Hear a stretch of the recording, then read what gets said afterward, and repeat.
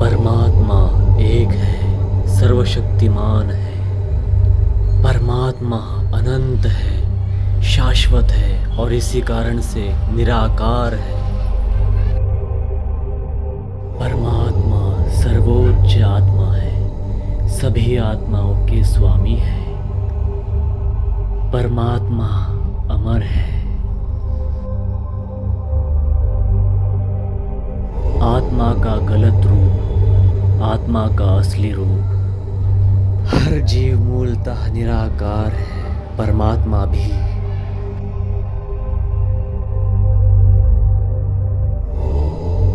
परमात्मा जन्म मृत्यु से परे है, जाति धर्मों से परे है।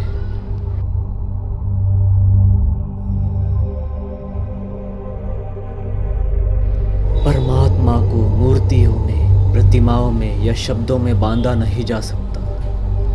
परमात्मा को मंदिर, मस्जिद, चर्चों में कैद नहीं किया जा सकता। ये परमात्मा तक पहुंचने के माध्यम है। परमात्मा इस संपूर्ण विश्व के राजा है।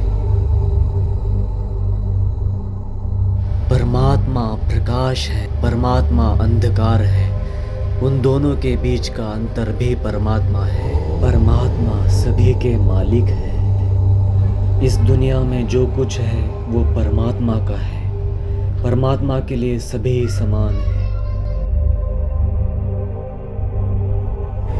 परमात्मा से जन्म लेने के बाद आत्मा जीवन भर शरीर में रहती है और जीवन के अंत में शरीर त्याग कर आत्मा परमात्मा में सदैव के लिए समा जाती है। परमात्मा से जन्म लेने के बाद आत्मा धरती पर आती है और किसी गर्भवती स्त्री के गर्भ में पल रहे बच्चे के निर्जीव शरीर में प्रवेश करती है, उसके मस्तिष्क में प्रवेश करती है।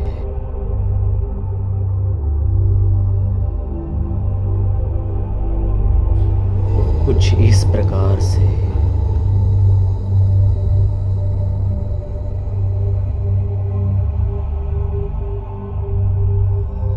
तब जाकर उस बच्चे में चेतना उत्पन्न होती है, वो हलचल करने लगता है।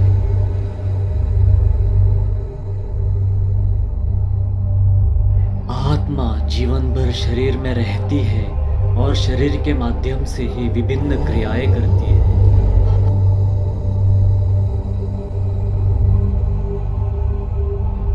और जीवन के अंत में अंतिम श्वासों के द्वारा आत्मा शरीर को छोड़ती है।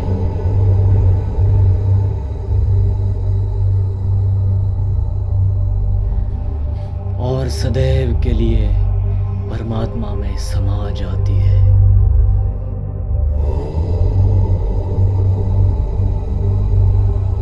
ध्यान में रहे, प्रत्येक आत्मा केवल एक ही बार जन्म लेती है। चलिए इस प्रक्रिया को कुछ इस प्रकार से समझते हैं। ये है विश्व निर्माता परमात्मा का असली स्वरूप। यहाँ परमात्मा से निकल रहे बिंदु वह आत्माएं हैं जो पृथ्वी पर जाकर जन्म लेने वाले हैं, तथा परमात्मा में समाने वाले ये बिंदु वह आत्माएं हैं जिन्होंने अभी मृत्यु के पश्चात शरीर त्याग दिया है तथा वे सदा सदा के लिए परमात्मा में समा रहे हैं। ईश्वर, अल्लाह, गॉड, रब, खुदा, इतने नाम होने के पश्चात भी परमात्मा तो शब्दातीत है। अनुभव लीजिए इस ईश्वरीय ध्यान का।